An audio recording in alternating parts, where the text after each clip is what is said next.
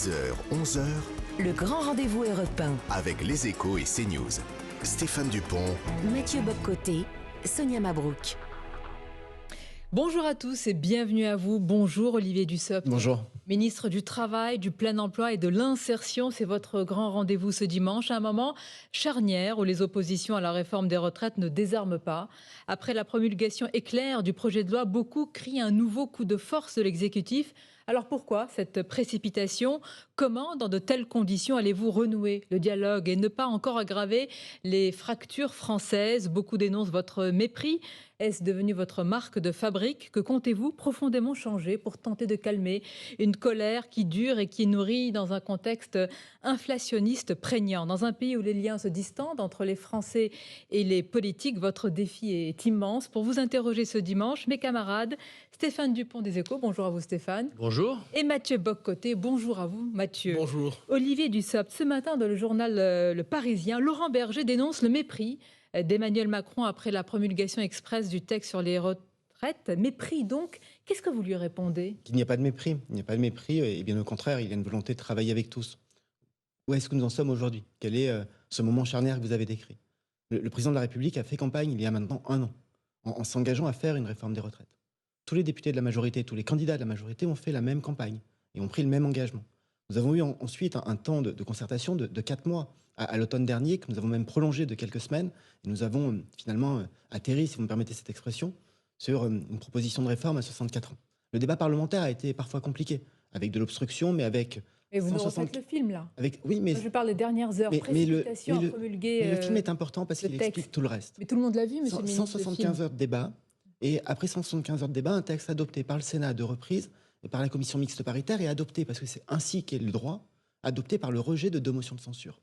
Le Conseil constitutionnel a été saisi, et lorsque le Conseil constitutionnel rend sa décision, la Constitution dit que le président de la République a 15 jours pour promulguer.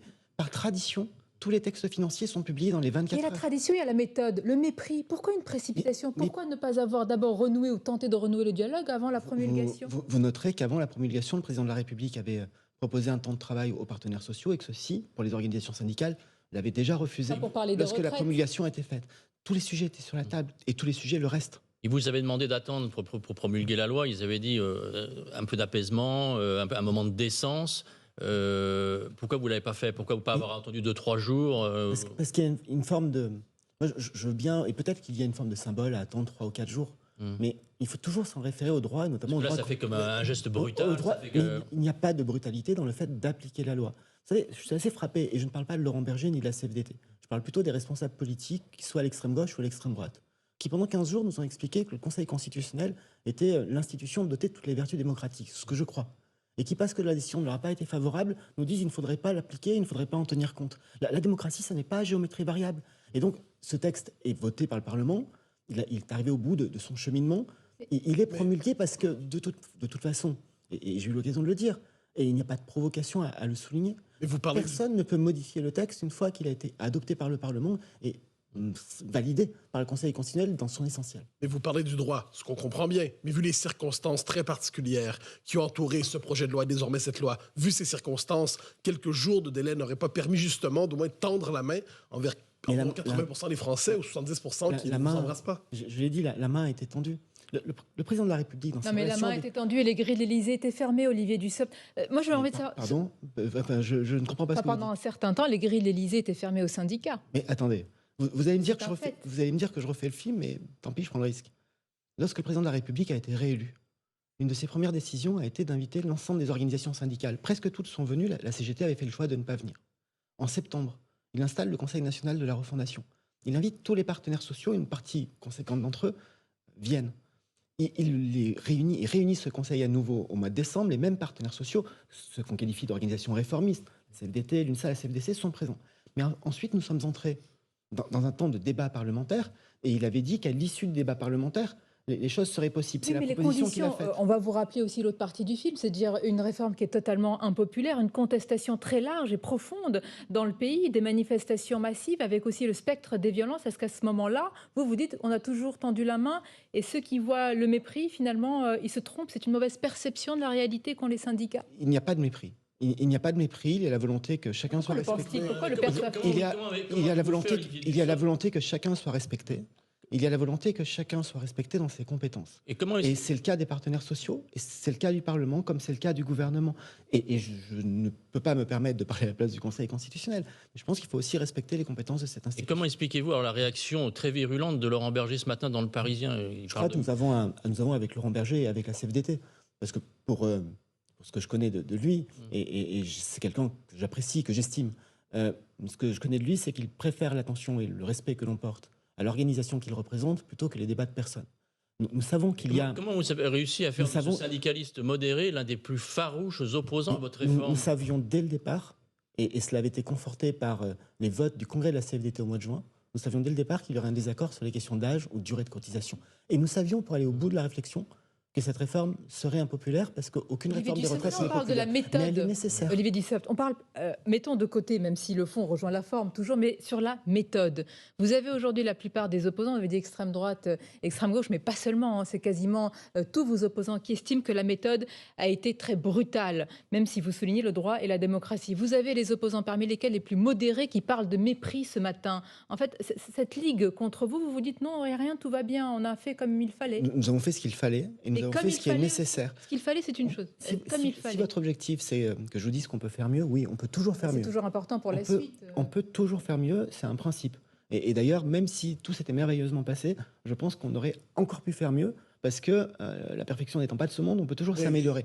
Mais nous avons respecté un engagement politique pris par le président de la République, après des mois de concertation qui ont permis de bâtir des convergences, mais qui ont aussi permis de constater, malheureusement, le maintien d'un désaccord important sur la question de l'âge. Et je note quand même, parce que c'est quand même une drôle de période que nous vivons, vous l'avez dit vous-même tout à l'heure. Souvent, les Français nous reprochent, et souvent ils ont raison de le faire, le fait que pendant les campagnes présidentielles, la campagne politique, ce soit des mots, et qu'après les mots ne soient jamais mis en œuvre. Et là, tous les mots, tous les engagements sont pris, y compris les engagements les moins populaires. Directement, évidemment, c'était clair pendant la présidentielle, et personne ne reproche cela à Emmanuel Macron. On connaissait ce projet, mais vous avez été, et le président a été élu dans des circonstances particulières face à Marine Le Pen. Et beaucoup disent, pourquoi n'a-t-il pas tenu compte justement de cette configuration par rapport à cela? J'entends cette petite musique sur le deuxième tour, le vote par défaut. Je note deux choses. La première, c'est qu'entre 2017 et 2022, au premier tour, le président de la République fait un meilleur score en 2022 qu'en 2017. Ce n'est pas tout à fait ce que j'appelle le défaut.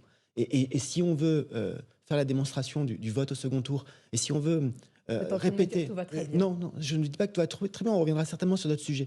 Mais si on veut répéter qu'au deuxième tour, les Français éliminent puisqu'ils choisissent, je pense que beaucoup de Français ont voté pour François Hollande parce qu'ils ne voulaient pas Nicolas Sarkozy, et que beaucoup avaient voté Nicolas Sarkozy parce qu'ils ne voulaient pas Ségolène Royal.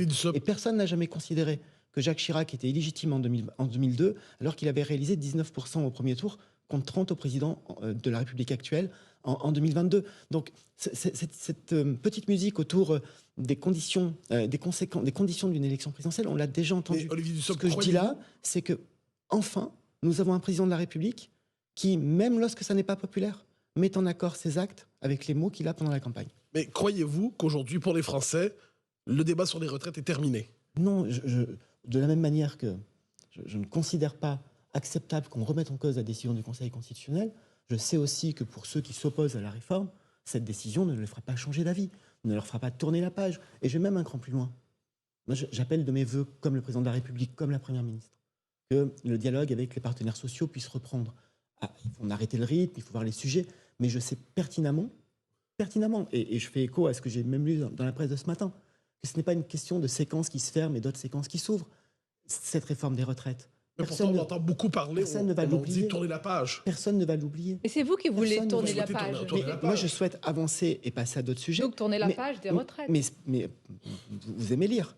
Quand vous tournez une page, vous n'avez pas oublié la page précédente. Moi non plus. Là, on parle d'un débat de fond politique. C'est-à-dire, est-ce que vous pensez véritablement que vous allez pouvoir clore une séquence politique avec autant de mécontentement dans le pays? C'est ça la question. Je pense qu'il est nécessaire que l'on continue à travailler, à avancer, et je souhaite que le dialogue, la concertation avec l'ensemble des partenaires sociaux puisse reprendre. Et plus sur ce sujet, nous sommes terminés. La réforme des retraites est derrière vous. Figurez-vous que c'est un peu plus compliqué que cela, parce que dans le cadre de la réforme, il y a tout un champ, et parfois un champ attendu par les partenaires sociaux, sur la prévention de la pénibilité, sur la question des carrières longues, qui nécessitent des concertations. Et il y a même un certain nombre de champs qui prévoient que soient ouverts des discussions en vue d'accords nationaux interprofessionnels.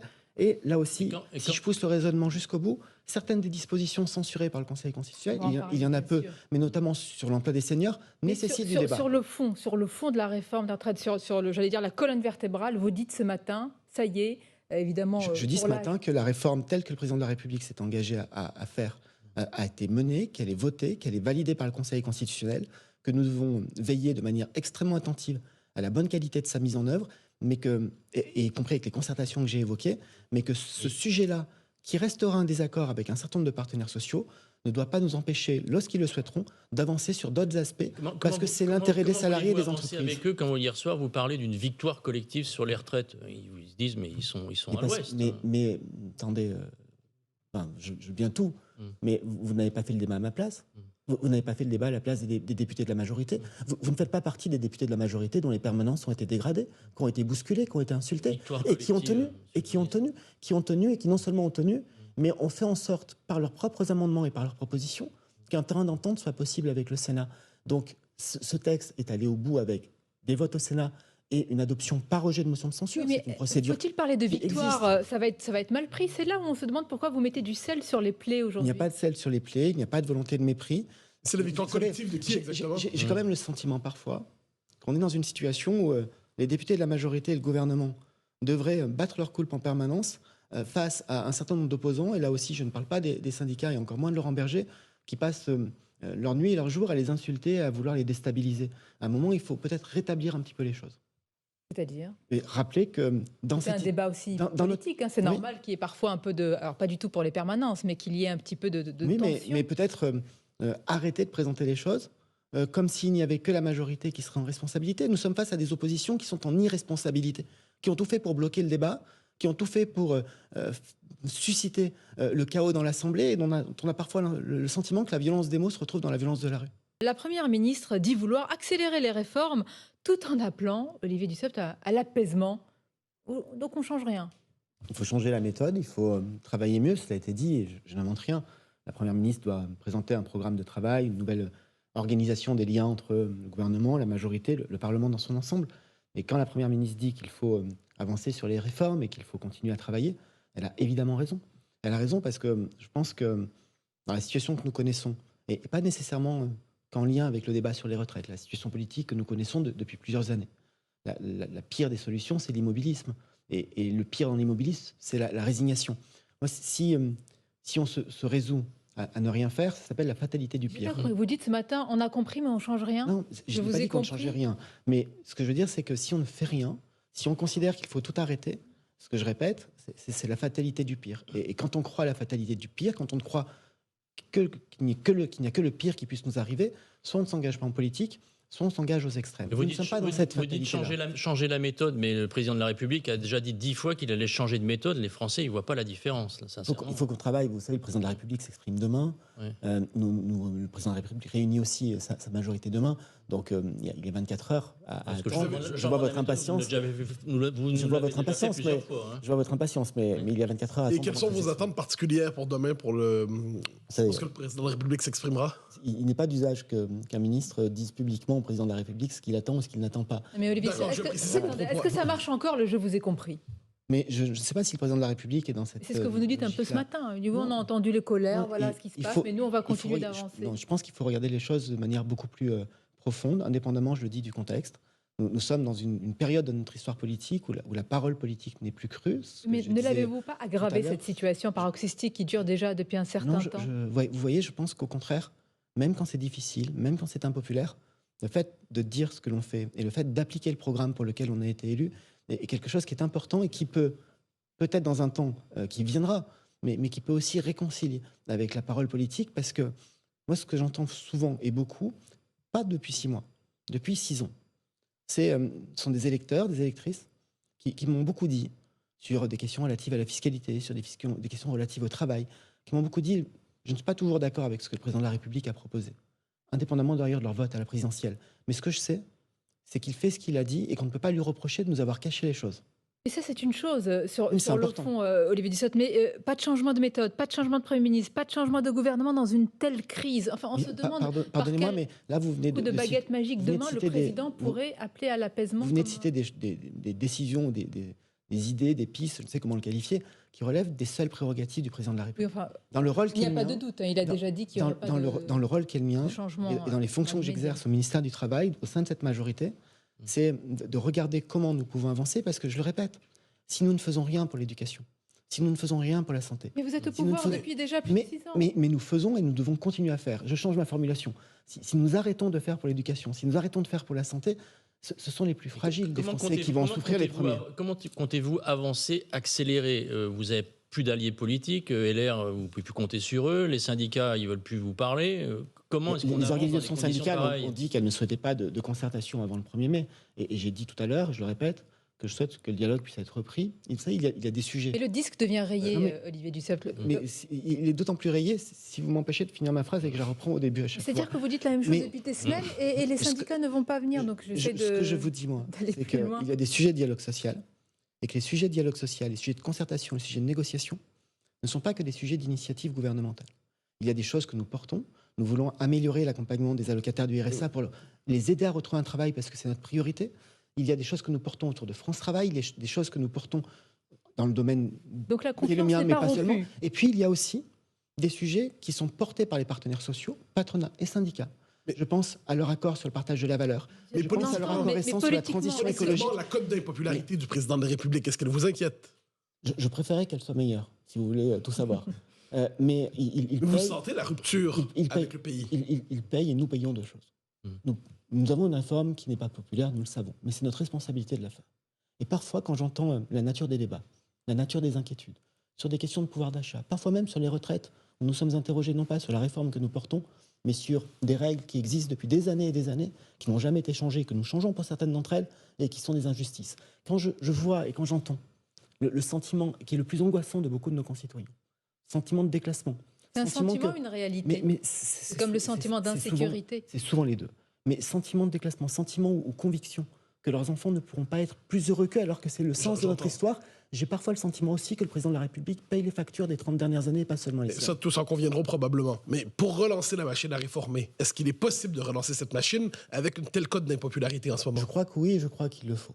Et comment, tout ce- comment, Et tout cela va se dérouler dans un contexte social qui reste compliqué. Olivier Dussopt, les syndicats appellent à poursuivre la mobilisation, notamment contre la réforme déjà promulguée.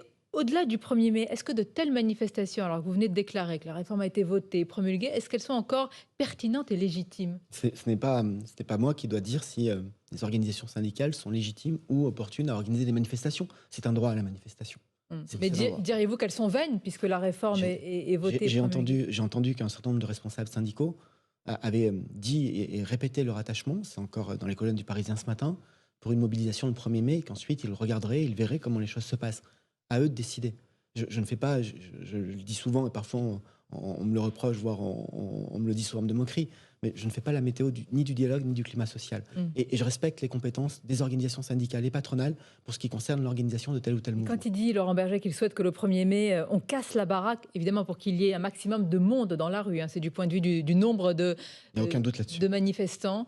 Vous dites que ces manifestations, bon, évidemment elles sont légitimes, c'est le droit à manifester, mais quel impact pourrait-elle avoir sur vous, sur votre volonté pour la suite? Quand il y a des manifestations, il y a toujours des messages, et nous avons tous entendu que derrière les messages Vous sur les avez retraites, entendu Mais qu'est-ce que vous avez entendu? il y avait d'autres messages sur le sens que le travail doit avoir dans une vie, sur les conditions et la qualité de vie au travail.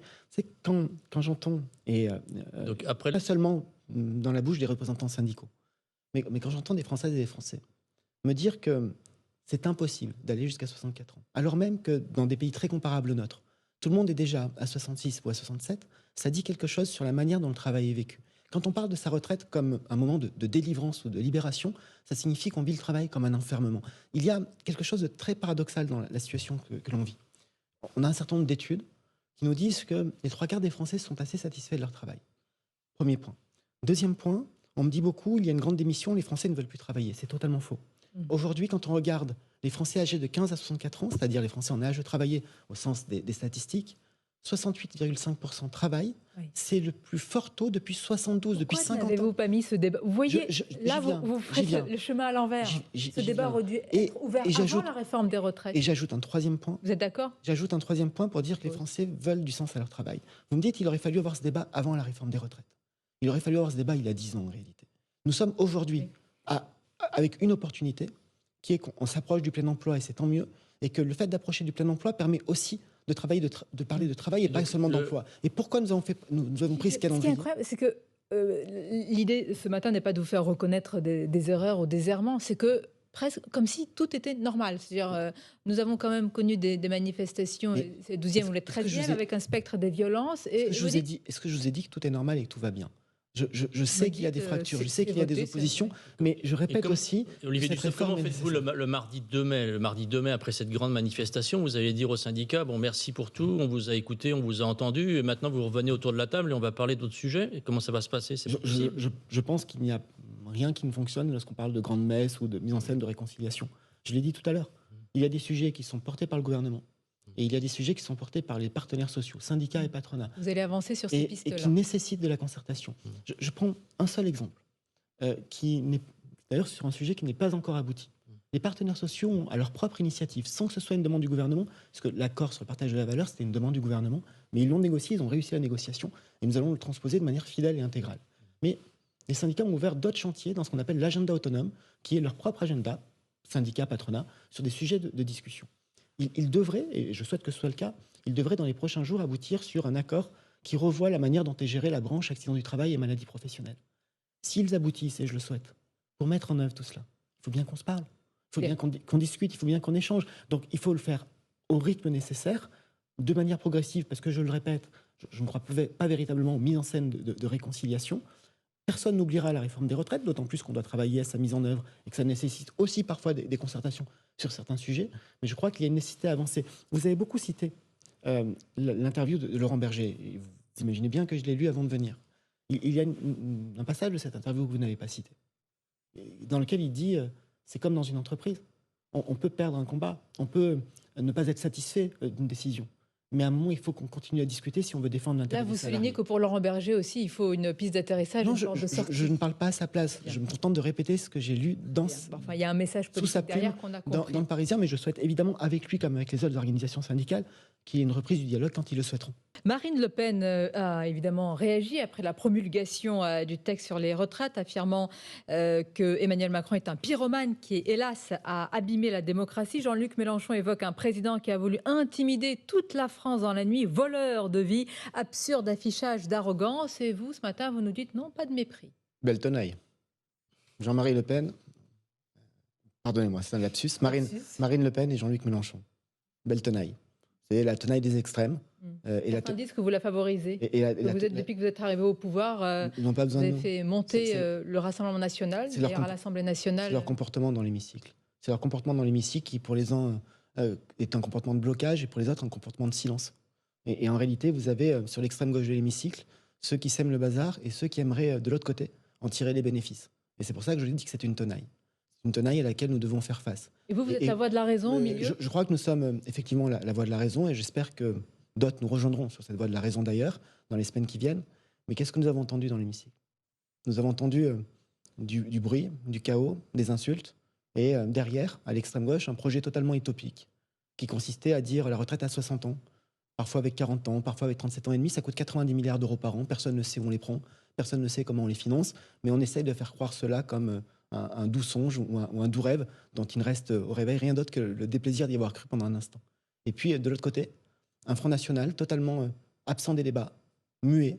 Appelé Rassemblement National aujourd'hui. Rassemblement National, mais totalement muet, qui n'assumait pas un projet qui n'est rien d'autre qu'un projet illisible et qui coûte entre, selon les estimations, 10 et 25 milliards d'euros. En dehors de vous, pas d'alternative. Vous êtes le cercle de la raison. Et si on en sort, on serait les affreux extrémistes. Je suis et nous sommes prêts à entendre toutes les propositions et contre-propositions dès lors qu'elles sont présentées. Ça n'a pas été le cas du Front National. Et dès lors qu'elles ont un minimum de crédibilité et de réalisme. Mais vous dites les extrêmes d'un côté, la raison de l'autre. Si je peux me permettre, l'histoire de la Macronie depuis quelques années, c'est la volonté d'absorber la gauche, le centre, et de laisser simplement les extrêmes de l'autre côté. La volonté d'Emmanuel Macron, c'est le dépassement. Ce n'est pas une question d'absorption, c'est le dépassement et c'est la capacité à rassembler des hommes et des femmes venus de tous horizons autour d'un projet et d'une idée de développement pour la France. Nous sommes face aujourd'hui, et ce projet-là n'est pas exempt d'opposition, c'est normal, c'est la démocratie. Et vous aujourd'hui, parmi les forces d'opposition, il y a des forces qui sont des forces d'extrême gauche et d'extrême droite qui délégitiment nos institutions et veulent les déstabiliser. Vous avez vu ce sondage récemment qui disait que dans un éventuel deuxième tour, Marine Le Pen pourrait aujourd'hui avoir plus de 50%. Diriez-vous que plus de 50% des Français sont tentés par l'extrême droite ? J'ai vu ce sondage-là qui portait sur une élection qui ne pourra pas avoir lieu. J'entends bien, mais vous comprenez quand même le scénario. Oui, mais Un Français sur deux serait tenté par ça- l'extrême. Ça s'appelle un scénario fiction. Enfin, c'est une Mais candidate je ne qui dis pas- arrive au second tour, Oui, Monsieur le ministre, qu'elle rassemble des millions de évidemment. Français. Donc, qu'est-ce qui Évidemment. représente ces Français pour vous, l'extrême droite? Évidemment, pas tous, pas tous. Mais le projet de Marine Le Pen est un projet d'extrême droite, comme celui de M. Mais est-ce que Mélenchon. vous- est un Y compris pro- sur la réforme des retraites, comme celui de M. Mélenchon est un projet d'extrême gauche. y compris sur la réforme des Un retraites. projet global. Ils se rassemblent. Mais vous méfiez de ces Français qui sont tentés par Marine Le Pen? Je ne me méfie jamais des Français. Alors ça, c'est un vocabulaire qu'on ne peut pas Je vous pose la question. utiliser. Parce que On ne peut pas utiliser. Il ne faut pas se méfier des Français, il faut les convaincre. Il faut les convaincre et il faut continuer à expliquer. Alors, continuez à expliquer notamment sur les retraites, puisque le débat juridique n'est pas clos. Le Conseil constitutionnel reste saisi d'une seconde proposition de référendum d'initiative partagée, sans doute mieux ficelée que la première. Est-ce que ça reste pour vous une épée de Damoclès sur la tête de l'exécutif? C'est une institution, le Conseil constitutionnel. J'ai dit tout à l'heure qu'il fallait respecter sa décision. Et que je trouvais... Ce n'est pas ma question. Je n'ai Non, pas mais- dit s'il fallait respecter. j'ai- Est-ce que c'est une crainte Mais pour vous, ce référendum? je réponds à votre question. J'ai dit tout à l'heure qu'il fallait respecter les décisions du Conseil constitutionnel et que l'appréciation qu'on porte de ces décisions n'est pas à géométrie variable en fonction qu'elles nous sont favorables ou pas. Le Conseil a été saisi, il rendra sa décision dans quelques semaines et nous respecterons cette décision. Et si le Conseil devait adopter, accepter cette demande d'organisation, il y a ensuite tout un processus assez long de recueil de signatures. Vous y croyez? Il est possible qu'il soit mené jusqu'au bout? Jusqu'à vendredi soir, vous ne m'avez jamais entendu préjuger de la décision du Conseil constitutionnel sur la réforme que je portais. Je ne vais pas commencer Vous à avez noté que ce n'est pas ma préjuger. question. Oui. Je vous demande sur un Mais référendum d'initiative partagée, peut-il aboutir? Donc je continuerai à ne pas préjuger des décisions Bien. du Conseil constitutionnel. Ce que l'on sait avec le Conseil constitutionnel, c'est qu'ils ont validé la partie un peu difficile de la réforme, le salé, et que par contre, ils ont invalidé des mesures plutôt d'accompagnement qui rendaient la réforme plus acceptable, le sucré. On pense à l'index senior, au CDI senior. Le texte, aujourd'hui, il est plus déséquilibré qu'il était à l'origine.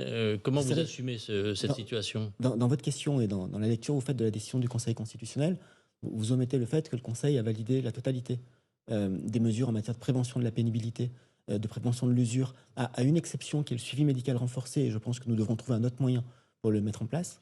Le Conseil constitutionnel a validé tous les dispositifs qui permettent de relever les pensions minimum pour une carrière complète et d'augmenter le minimum contributif. Nous, on parle de ce qui n'a pas été validé. Non, mais sinon, ça va être long. Je ne veux pas vous avez raison de le dire, ça va être long parce qu'il y a beaucoup de mesures positives qui ont été validées. C'est pour ça que vous avez parlé de victoire, Mais certainement. je ne veux pas laisser passer et laisser dire qu'il n'y aurait Je ne sais pas ce que j'ai dit. J'ai pas dit qu'il y avait que du salé. Et dans les mesures qui ont été... J'ai dit qu'il y avait des mesures importantes dans les mesures qui avaient été mises en avant, qui ont été recalées. Dans les mesures qui ont été censurées par le Conseil constitutionnel, il y a quelques mesures assez techniques sur les questions de suivi médical ou la place et le rôle des contractuels dans la fonction publique. Et il y a deux mesures qui concernent l'emploi des seniors, la création de l'index et la création d'un nouveau contrat à durée indéterminée souhaité par le Sénat pour les demandeurs d'emploi âgés de plus de 60 ans.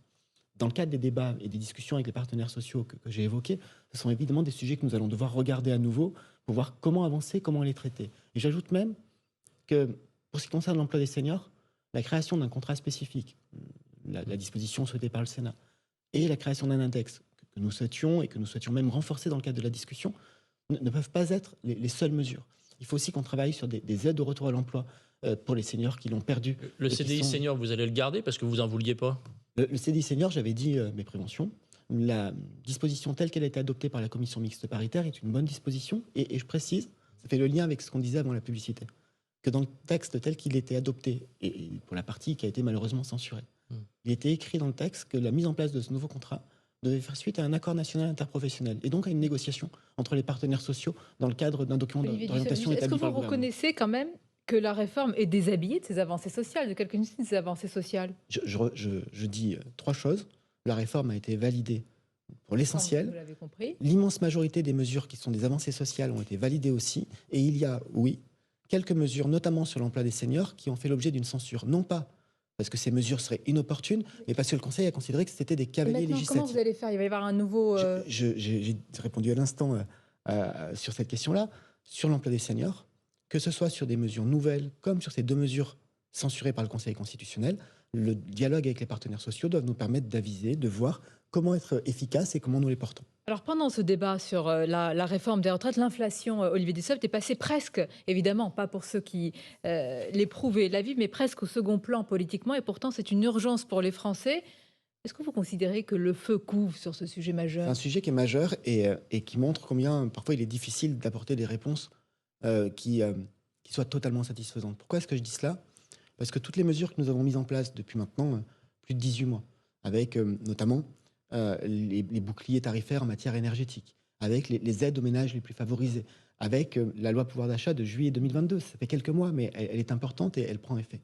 Tout ça fait que nous sommes un des pays en Europe où le taux d'inflation est certes élevé, mais parmi les plus bas, puisque nous sommes autour de 6%. Ça, c'est l'argument. Vous avez raison. Mais 6% sur un Il est an, entendu par ailleurs, ceux qui font leurs courses. ailleurs, c'est 10 à 12. C'est Olivier pour ça que je dis que c'est compliqué d'apporter des réponses qui soient les plus satisfaisantes. Pourtant, Marine Le Pen Nous vous avons- propose une réponse toute faite.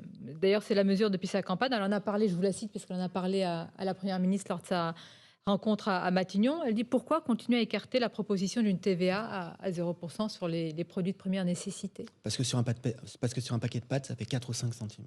Donc ça sera sans effet pour le Et que consommateur. je ne suis pas sûr que ce soit répercuté sur le prix C'est payé ça par votre les principal consommateurs point? et que ça ne suffit pas à répondre à la question de l'inflation.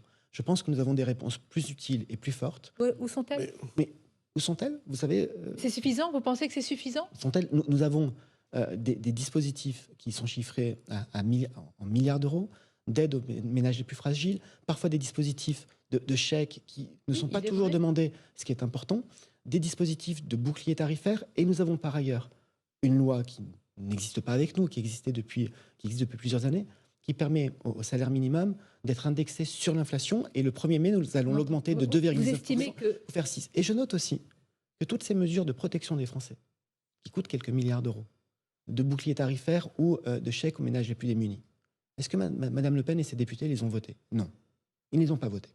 Donc aujourd'hui, ils nous expliquent qu'il faut baisser la TVA sur les produits essentiels sans être sûr que les quelques centimes d'économie que ça représente sur un paquet de pâtes, par exemple, vont véritablement profiter aux Français. Mais quand il s'agit de voter des mesures qui coûtent plusieurs milliards d'euros pour véritablement aider les Français, ils sont aux abonnés absents. Mais est-ce que vous diriez, cela dit, quand on regarde la situation socio-économique des Français les plus modestes, qu'il y a une angoisse qui pourrait virer à la détresse sociale? Je le mesure parfaitement. Et le milieu social dont je viens, la famille dans laquelle j'ai grandi, le territoire où je suis élu, me permettrait de m'en souvenir très vite si jamais je l'oubliais. Donc il faut apporter des réponses que nous apportons dans un contexte inflationniste que nous n'avons pas connu depuis plus de 30 ans. Donc c'est évidemment un contexte compliqué. Ça renvoie à notre aspect.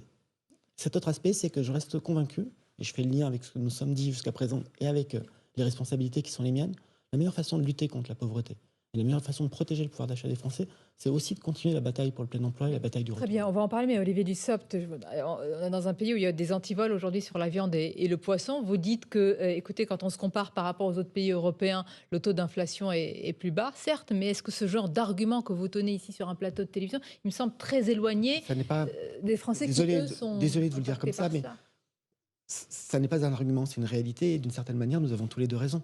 Tous les deux raison, parce que ce que je dis sur les mesures qui sont mises en place, sur leurs coûts, sur le fait que nous protégeons mieux les Français que n'importe quel autre pays en Europe est une réalité et c'est juste. Et ce que vous dites sur le sentiment des Français face à la hausse des prix, et notamment les prix dans l'alimentaire, est juste aussi. Parce que nous sommes dans une situation que nous n'avons pas connue depuis des années. Monsieur le ministre, comment est-ce que les Français peuvent vous faire confiance alors qu'au gouvernement, vous n'avez de cesse de répéter l'inflation, ça va diminuer, c'est passager, on est mieux qu'ailleurs. Et puis, ce qu'ils constatent, c'est que l'inflation, elle est là, elle demeure. Beaucoup aussi même les grandes institutions internationales disent maintenant que l'inflation, elle est là pour durer peut-être jusqu'à la fin de l'année, même l'année prochaine. D'abord, je me risque peu à ce type de prévision. Au gouvernement, si. Hein. On a noté, entre la Première ministre, j'ai noté Bruno Le Maire, etc., c'est l'Arlésienne. On peut noter que par rapport à 2022, l'inflation reste importante, mais elle est un peu moins importante qu'en 2022. C'est plutôt une bonne nouvelle, même si elle reste très importante. Il faut continuer à agir, il faut continuer à tenir. Comment voulez-vous qu'ils vous fassent confiance, qu'ils vous écoutent? Mais peut-être parce qu'ils sont parfois dans une réalité qui échappe à d'autres. C'est-à-dire qu'une réalité dont ils savent que l'action publique dans ce domaine-là est plus que compliquée. Quand on dit qu'il y a un bouclier tarifaire, et quand on dit que dans notre pays, le prix de l'électricité, c'était le cas au mois de janvier, ne va augmenter, et je mets des guillemets, que de 15%, alors qu'il aurait pu être multiplié par 2 ou par 3, c'est difficile d'expliquer que c'est génial et que c'est bien, parce que n'empêche que 15% d'augmentation, ça reste beaucoup, mais quand on compare avec ce qui se passe ailleurs, il y a cette protection. Donc moi, je ne dis pas que la protection, c'est la panacée et que ça règle tous les problèmes. Je dis que nous faisons tout ce que nous pouvons pour faire en sorte que les effets de l'inflation soient les plus limités possibles pour les ménages et pour les entreprises. C'est un combat de tous les jours. Vous avez fait déjà tout ce que vous pouvez ou vous allez continuer à faire? C'est ça qu'on ne comprend pas, parce que vous travaillez sur de nouvelles mesures, il y a des choses qui sont en chantier. Nous continuons évidemment à agir et nous n'arrêtons pas d'agir.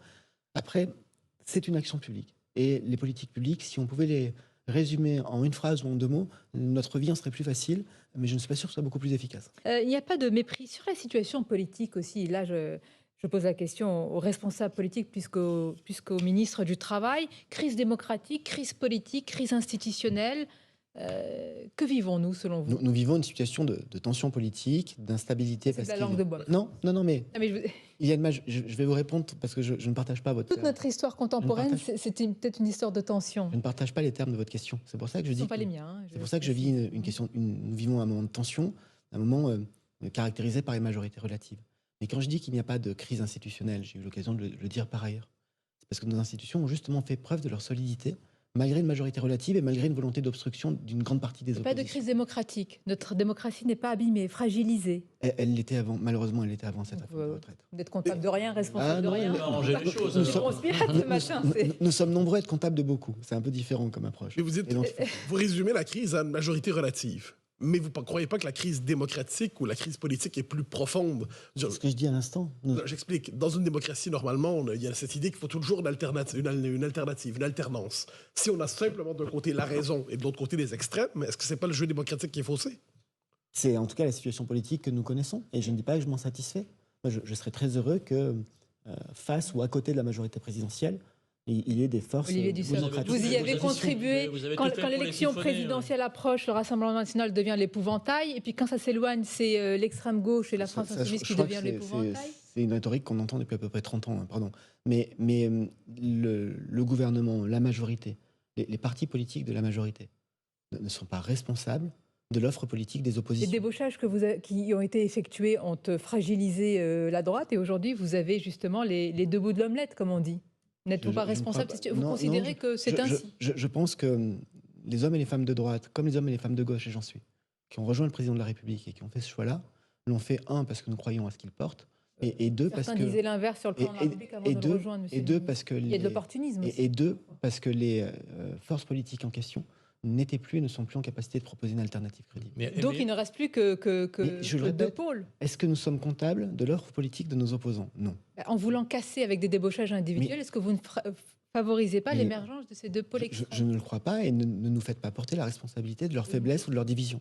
Mais il faut poser la question autrement aussi. C'est-à-dire, vous considérez qu'aujourd'hui, environ un Français sur deux est tenté par les extrêmes. Et tenté par un vote pour une formation politique à l'extrême. Et vous n'y êtes pas responsable, vous n'êtes pas comptable de ça. Mais pourquoi que nous? Pardon, mais pourquoi que Je nous? veux bien, mais parce que vous êtes face à moi ce matin. Voilà, c'est une bonne raison. Je pose C'est une bonne raison. souvent la même Mais question non, aux autres, rassurez-vous. mais quand je dis que nous avons tous une part de responsabilité, Ça ne dilue pas la vôtre, monsieur le ministre. Est-ce que C'est vous j'ai- qui êtes au pouvoir est-ce que j'ai dit depuis plusieurs l'inverse? années. Est-ce que j'ai dit l'inverse? Mais alors, Je pense que tous les responsables- Est-ce qu'aujourd'hui, vous n'êtes pas pris à votre propre piège en ayant siphonné la droite et la gauche, notamment LR, et on se retrouve avec une D'une droite certaine manière, qui quand je vous est écoute, complètement, vous nous- complètement atrophiée et vous qui ne reprenez- pèse plus rien et qui vous fait des misères à Ce que vous l'Assemblée. êtes en train de dire, c'est que vous reprochez à la majorité présidentielle d'exister. La majorité présidentielle, elle s'est construite par le rassemblement et donc le dépassement d'hommes et de femmes venus de tous les horizons autour du président de la République. Et évidemment, nous ne venions pas ni du néant, ni de nulle part. Et donc, si nous ne venions ni du néant, ni de nulle part, nous venions d'autres formations politiques. C'est la constitution de la majorité présidentielle, sauf à disparaître pour revenir à un temps ancien qui est totalement révolu. Ça n'existe que dans la tête de quelques fabulateurs. Mais sauf à disparaître, c'est aujourd'hui le Il n'y paysage aura pas le politique. retour que du nous clivage connaissons. droite-gauche, ça c'est fini pour Je crois jamais. que le paysage politique tel que la France l'a connu jusqu'en 2017 n'existe plus. Mais alors, attendez, pardonnez-moi, c'est qui? Alors, c'est vous ou ce que vous considérez être les extrêmes? C'est ça le. Il y a des forces extrêmes, il y a Mais aussi vous d'autres forces pardonnerez ce d'opposition souci qui ne sont pas sémantique. des extrémistes, Olivier mais Dussopt, qui aujourd'hui sont en état de fragilité et de faiblesse. Et pour le débat démocratique, je pense qu'on a plutôt intérêt à ce qu'elle mais polémique. pardonnez cette question sémantique. Qu'est-ce que vous appelez les extrêmes? Qu'est-ce qui fait qu'un extrême est extrême? C'est le fait de considérer la démocratie comme quelque chose à géométrie variable. C'est le fait de délégitimer les institutions. C'est le fait d'avoir un discours de violence. Et il y a un discours de violence, par exemple, au Rassemblement national. Quand on est sur des thématiques qui flirtent avec la xénophobie, l'antisémitisme, ça arrive quand même assez régulièrement. On a Marine même- Le Pen, on a l'est même eu- pour vous? Pardon, mais dans son groupe, on a quelqu'un qui a été exclu parce qu'il appelait les immigrés à retourner en Afrique. Donc, on peut qualifier cela de raciste, ça a été qualifié ainsi. Et il est toujours dans son La groupe. question, c'est Marine Le Il Pen. est toujours dans son groupe. Elle n'a pas fait le ménage, si je puis dire. Et de l'autre côté... Et donc, quelle conclusion vous en tirez? Olivier Dussopt, c'est assez important quand même, ce sont des accusations fortes. Donc, quelle conclusion vous en tirez pour Marine Le Pen si elle ne l'a pas exclue du groupe? Mais j'ai dit tout à l'heure que le Front National reste pour moi un parti d'extrême Vous droite. l'appelez Front National, hein, par Oui, le Rassemblement non, peut-être c'est une volonté. Le Rassemblement national reste un parti d'extrême droite. Marine Le Pen n'est pas dans le champ républicain pour vous. Elle est d'extrême droite. Elle a la tête d'un parti d'extrême droite. Et je pense que Jean-Luc Mélenchon est à la tête d'un parti d'extrême gauche. Mais donc finalement, il y a quoi? Il y a 55% des Français qui veulent voter pour des partis républicains et 45% des Français qui sont prêts à voter pour des partis anti-républicains. Et il y a 45% de Français à qui il faut démontrer que... pas forcément, vous savez que je n'aime pas ce mot-là, la pédagogie, mais à qui il faut démontrer que le choix des extrêmes n'est pas bon. Parce qu'ils se trompent quand ils votent, en réalité, c'est ça. Je ne dis pas qu'il... Il faut leur démontrer qu'ils ont tort, ce que vous dites. Non, il faut leur démontrer que les extrêmes ne sont pas une solution.